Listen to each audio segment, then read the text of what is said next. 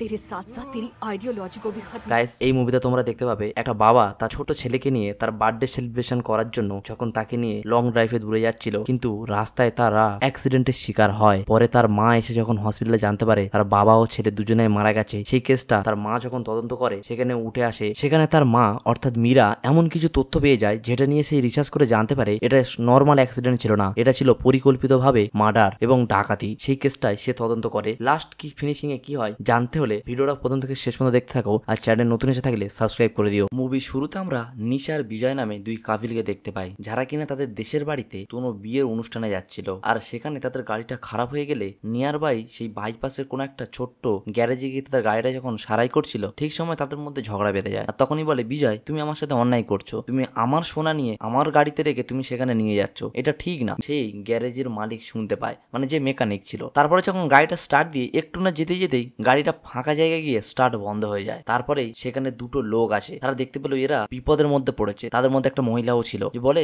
Sir কি হয়েছে, আপনারা এখানে আটকে আছেন? সে তখন বলে আমাদের গাড়িটা খারাপ হয়ে গেছে। আর তখনই সেই তাদের মধ্যে একজন বলে ওঠে, এখানে আশপাশে কোথাও গ্যারেজ পাবেন না, আমার সাথে চলুন, ওই গ্রামের দিকে কোনো মেকানিক পেলে। নিশা যেতে বারণ করে বিজয়কে। বিজয় বলে চিন্তা করতে হবে না, আমি যাই, ঠিক নিয়ে আসবো। আর তাদের মধ্যে যে মেয়েটি ছিল সে বলে ম্যাডামের সাথে না আমি থাকছি, যান দাদা, অসুবিধা হবে না। তো সেই কথা অনুযায়ী সেই 4 চাকার ভিতরে নিশার সাথে সেই মেয়েটি থাকে বসে, আর সেই বিজয় সেই লোকটির সাথে মেকানিক খুঁজতে বেরিয়ে পড়ে। কিন্তু তার কিছুক্ষণ পরেই ওইখানটায় কিছু লোক আসে, আর উল্টো দিকে বিজয় বুঝতে পেরে যায় তাকে ধাঁধা লাগিয়ে কোথাও নিয়ে যাচ্ছে। সে বলে আমি তোমার সাথে যাব না। আর যখনই সে ব্যাগে নিশার কাছে ফিরতে চায় তখনই সে তার হাতটা ধরে বলে, আরে মালিক, খুবই লেট করে ফেললে, এখন গিয়ে আর কিছু হবে না। তারপরেই সে সেখান থেকে এসে দেখে নিশাকে আর দেখতে পায় না, গাড়িকেও খুঁজে পায় না। তারপরেই সিন দেখানো হয় তাদের গাড়ি অ্যাক্সিডেন্ট করে পড়ে থাকে। তারপরে সিনটা চলে যায়, সেখান থেকে একটা ডাক্তারের চেম্বার দেখানো হয়, যেখানে মীরা তার প্রেগনেন্ট হয়, তার বেবিকে চেক আপ করানোর জন্য নিয়ে আসে। সেখান থেকে চেক আপ করিয়ে বাড়িতে গেলে তার যে ক্লোজ বন্ধু ছিল উমার সাথে ফোনে তখন কথা বলছিল। কথা বলতে বলতেই সেখানে তার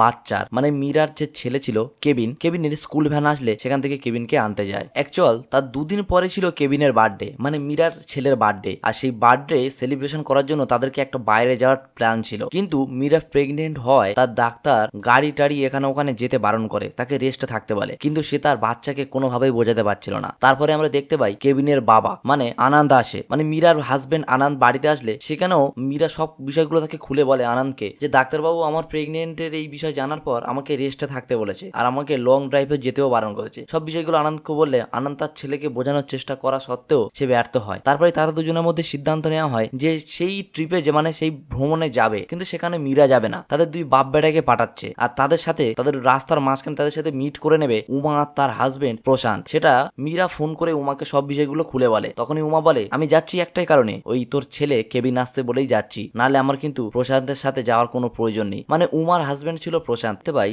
যে আনন্দ আর তার ছেলে কেবিন দুজনে মিলে কন্যাকুমারী যাওয়ার উদ্দেশ্যে বেরিয়ে পড়ে, কিন্তু সেইখানে মীরার মনটা খুবই খারাপ ছিল। অন্যদিকে আমরা দেখতে পাই গঙ্গাধর বলে একটা ব্যবসায়ী তার অফিসের স্টাফেদের সাথে কিছু আলোচনা করছিল, আর সেখানে সিএম এর সাথে কোনো দরকার থাকলে সে বলে এই মুহূর্তে আমি সিএম এর সাথে কোনো দরকারি মেটাতেই পারবো না, আমাকে 1 ঘন্টার মধ্যে যেভাবে চেন্নাই যেতে হবে। আর তারপরে সে ওখান থেকে বেরিয়ে পড়ে। অন্যদিকে দেখতে পাই তারা দুই বাপ বেটায় মানে আনন্দ আর সেই কেবিন দুজনাই গাড়িতে করে বেশ আনন্দ করতে করতে যাচ্ছিল। সেই রোডেই আবার যাচ্ছিল গঙ্গাধর, মানে তারা যে রাস্তা দিয়ে যাচ্ছিল সেই রাস্তাতে আবার গঙ্গাধরে যাচ্ছিল। গঙ্গাধরের সামনে দুটো বাইকার আসে, বাইকার দুটো উল্টো পাল্টা ভাবে গাড়ি চালাচ্ছিল। গঙ্গাধর সেই টাইমে তার ছেলের সাথে কথা বলছিল, কথা বলতে বলতে যাচ্ছিল, আর কেবিন তার মায়ের সাথে হোয়াটসঅ্যাপে ভয়েস চ্যাট করছিল। সেখানে নেটওয়ার্ক না থাকায় ভয়েস গুলো ঠিকঠাক ভাবে ডেলিভার হচ্ছিল না। তারপরেই আমরা দেখতে পাই সেই জায়গাটায় দুটো বাইকার যখন উল্টো পাল্টা ভাবে গাড়ি চালাচ্ছিল, গঙ্গাধরের গাড়িটা পাংচার হয়ে যাওয়ায় সে সোজা এসে কেবিনদের গাড়িতে মানে আনন্দের গাড়িতে ধাক্কা মারলে তারা দুই বাপ বেটায় ওখানে স্পটে পড়ে যায়। তারপরে দেখতে পাই তাদেরকে কেউ একজন এসে তাদেরকে হসপিটালে ভর্তি করে। সেইখানে উমা তার হাজবেন্ড প্রশান্ত তাড়াহুড়ো করে আসে। প্রশান্ত তখন ডাক্তারবাবুকে বলে যেভাবে হোক ওদেরকে বাঁচা ডাক্তারবাবু, কারণ খুবই আর্জেন্ট। তারপরেই সেই রাত্রেবেলা উমা তার বান্ধবী মীরাকে কল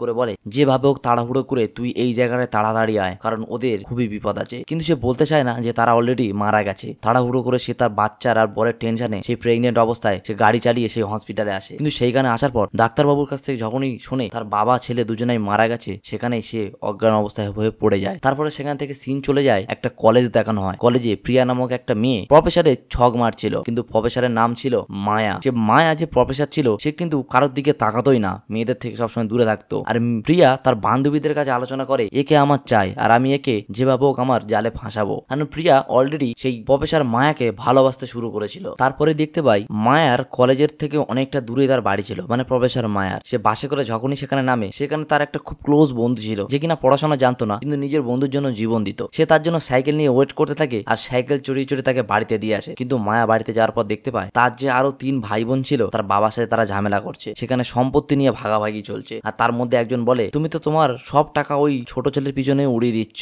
মায়ার পিছনে, তাকে প্রফেসর করিয়েছো, তাকে এই করিয়েছো। সে তখন বলে, তোদেরও তো করিয়েছিলাম, তোরা তো পড়াশোনা ঠিক মতো করতে পারিসনি, ও করতে পেরেছে বলে আমি ওর পেছনে খরচ করেছি। সেখান থেকে সিন চলে যায় কলেজে। কলেজে যখন রেজাল্ট আউট হয়, সেখানে দেখতে পায় সবাই মোটামুটি ভালো নাম্বার পায়, কিন্তু সেখানে প্রিয়া কলেজের প্রেজেন্ট থাকে না, কারণ সে অলরেডি ফেল করেছিল। আর প্রিয়ার একটা প্ল্যান ছিল, সে ইচ্ছাকৃতভাবে পরীক্ষাটা ভালোভাবে দেয়নি। তো বা সেই জায়গাটায় তাদের অফিসের যে কলিগ আছে, সে এসে তখন মায়া স্যারকে ডাকে যে স্যার প্রিন্সিপাল আপনাকে ডাকছে। তো বাইরে গেলে প্রিন্সিপাল বলে যে কিভাবে পড়াচ্ছ মায়া, তোমার সাবজেক্টে ফেল করছে। তখনই মায়া বলে, স্যার আমার সাবজেক্টে যদি কেউ ফেল করে এরকম স্টুডেন্ট নেই, কারণ আমার সাবজেক্ট সব থেকে সহজ, আর আমি যেভাবে বোঝাই ফেল করার কোনো কথা আসে না। বলে তাহলে প্রিয়া কিভাবে ফেল করলো? প্রিয়া বলতে চাইছে ওর নাম্বারটা কম আসায় ওকে তুমি এক্সট্রা ক্লাস করবে তোমার সাবজেক্টে। তখন মায়া বুঝে গেছিল যে এটা প্রিয়ার প্ল্যান, যে আমার সাথে কিছু সময় স্টে করার জন্য। সে তখন বলে, প্রিয়া তো একা ফেল করেনি, তার সাথে ক্লাসের আরো 2 জন ফেল করেছে, তাহলে ওকে যদি আমরা প্রাইভেট ভাবে এক্সট্রা টাইম দিতেই হয়, তাহলে ওই 2 জনকেও তাদের এদের সাথে থাকতে হবে, মানে প্রিয়ার সাথে থাকতে হবে। সেখানে প্রিয় প্রথমে একটু দ্বিধাবোধ করে, তারপরে সে মেনে যায় যে ঠিক আছে, তাহলে আমরা 3 জন একসাথে মায়া স্যারের সাথে এক্সট্রা ক্লাস করব। তারপরে দেখতে পাই প্রিয়া তার কিছু বান্ধবীদের সাথে বলে যে আমার মধ্যে এমন কি কমি আছে যে মায়া স্যার আমাকে পাত্তা দিচ্ছে না, আমি ওনার জন্য আর কি করতে পারি। তার মধ্যে তার একটা বান্ধবী বলে, আরে এইসব ছেড়ে দে, ওরকম কত ছেলে এলো গেল, ওর পেছনে পড়ে থাকিস না। প্রিয়ার মনে একটা জেদ লেগে যায়, সে বলে আমি যেভাবে হোক মায়া স্যারকে পেয়ে ছাড়বো। তারপরের দিকে আমরা দেখতে পাই প্রিয়া যখন এক্সাম দিচ্ছিল রুমের বসে, তখনই তাদের পাশের রুম থেকে যখন মায়া স্যার লাইব্রেরির দিকে যায়, তো প্রিয়া ম্যামকে বলে সে একটু ওয়াশরুমে যাওয়ার নাম করে সেই লাইব্রেরির মধ্যে চলে যায়। আর লাইব্রেরির বাইরে থেকে দরজাটা কেউ একজন আটকে দিয়েছিল। সেখানে গিয়ে মায়া স্যারের সাথে সে পার্সোনালি ভাবে কথা বলতে গেলে মায়া স্যার সেটা শোনে না, তাকে ধাক্কা মারে যে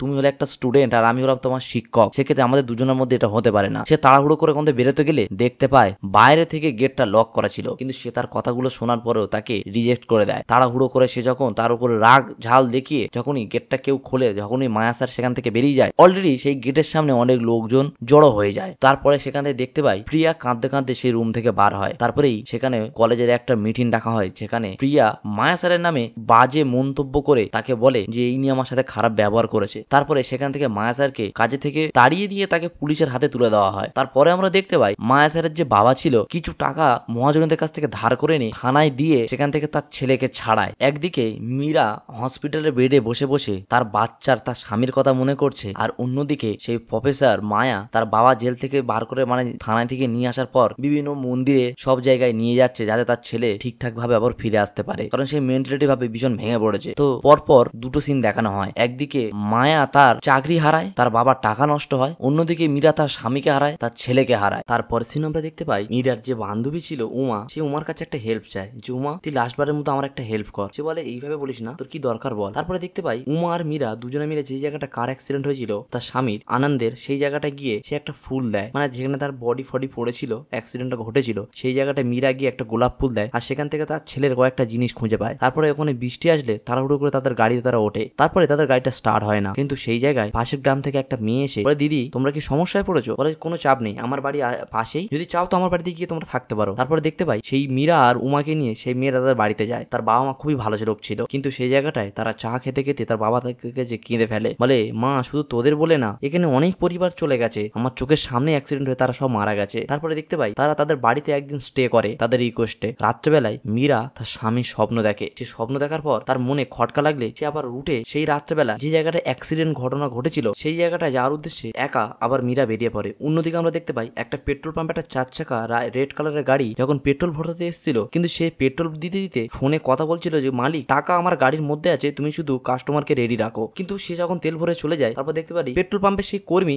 একজনকে ফোন করে, আর মীরা যে জায়গাটা তার স্বামীর অ্যাক্সিডেন্ট হয়েছিল ওই জায়গাটা গিয়ে যখন দাঁড়িয়ে চিন্তা করছিল, দেখতে পেলো সেই রেড কালারের গাড়িটা এসে সেকেন্ডটায় ধাক্কা মারে। তারপরে দেখতে পাই তার মাথা ফাতা ফেটে যায়, মানে অ্যাক্সিডেন্ট, তার অজ্ঞান হয়ে গেছিল। কিন্তু সে কানত মিনতি করে সবার কাছে হেল্প চায়, রাস্তায় দুটো একটা গাড়ি যায় কিন্তু কেউ তাকে হেল্প করতে আসে না। মীরা যখনই একটু ছুটে দূরে যায়, আবারও ব্যাক করে যখন সে গাড়িটার কাছে আসে, এসে সেই জায়গাটা সে গাড়িটার আর সেই মানুষটাকে দুজনেই দেখা পায় না। তো মীরা তাড়াহুড়ো করে আশপাশে যেসব জঙ্গল ছিল সেখানে সে খুঁজতে যায়, কিন্তু সেইখানে আমরা দেখতে পাই একটা গ্যাং ছিল, গ্যাংয়ের একটা মেয়ে ছিল লিডার, সে কিনা তাকে ধরে মুখ গাল চেপে রেখে দিয়েছে, কিন্তু সেখানে মীরা তাদেরকে খুঁজে পায় না। আড়াল থেকে সেই মেয়েগুলো মীরাকে দেখে। তারপরে মীরা আবারও ব্যাগে আসলে রাস্তার উপরে সেখানে তার উমা যাদের বাড়িতে সে ছিল, সে স্কুটি করে নিয়ে আসলে সেখানে সে সব গল্পটা বলে যে এই জায়গাটা জায়গাটা আমি দাঁড়িয়ে এই করছিলাম, এখানটা অ্যাক্সিডেন্ট ঘটে। তারপরের থেকে সেই ছেলেকে আমি আর খুঁজে পাই না। তো কমপ্লেন করার জন্য সেই দিন রাত্রেবেলায় কাটারানি, উমা আর মীরা তিনজনে মিলে পুলিশ স্টেশনে গিয়ে সেখানে কমপ্লেন করতে চাইলে পুলিশের কাছে সব ঘটনা খুলে বললে পুলিশ বলে তোমরা নিশ্চিত মদ ফদ বা ড্রিঙ্ক করে আছো বা গাঁজা খেয়ে আছো। একটা মেয়ে একটা অ্যাক্সিডেন্ট ঘটলো, সেখানে তুমি কিছুক্ষণ পর গিয়ে দেখছো সেই অ্যাক্সিডেন্টে সে গাড়িটাও নেই, সেই লোকটাও নেই। মীরা তখন বলে যদি আমাদের কমপ্লেন নেওয়ার হয় নিন, না হলে আমরা কিন্তু ডিএসপির কাছে যাবো। তখনই বলে হ্যাঁ হ্যাঁ নিচ্ছি দাঁড়াও। তখনই সুব্রমণিয়াম বলে তার যে অ্যাসিস্ট্যান্ট ছিল পুলিশ কর্মী, তাকে ডাকলে সুব্রমণিয়াম তাদের কমপ্লেনটা নেয়। তারপরে দেখতে পাই সেই থানার যে বড়বাবু ছিল সে আর সুব্রমণিয়াম, মীরা, উমা এর টোটালি 5 জন মিলে সেই স্পটে যায়। কিন্তু সেইখানে যাওয়ার পর কোনো কিছু চিহ্ন পায় না।